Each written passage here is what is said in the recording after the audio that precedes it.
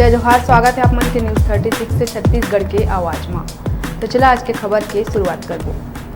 प्रदेश में 2023 के विधानसभा चुनाव होइया है। महज 5 महीना के समय रह गए।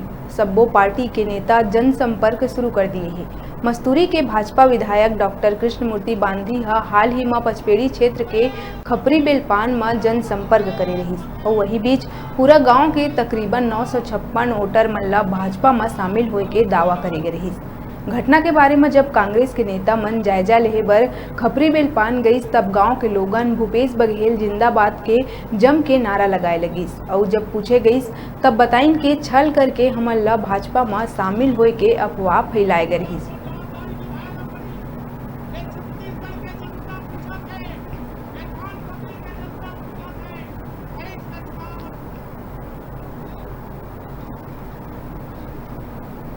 भाजपा में नहीं गए हन का, हमन कांग्रेस के आदमी, कांग्रेस ही में रहिबो, कांग्रेस ला वोट देबो पंजाब।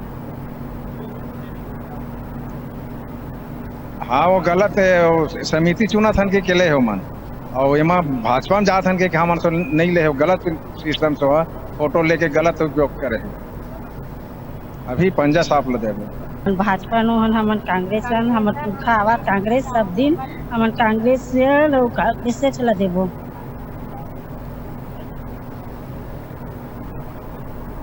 विधायक है झूठ बोला थे, हमन खुद शामिल नहीं है, न हम आयन न गए न जानन। अब ओती के हम नहीं जानन, हमन फार्म भरे।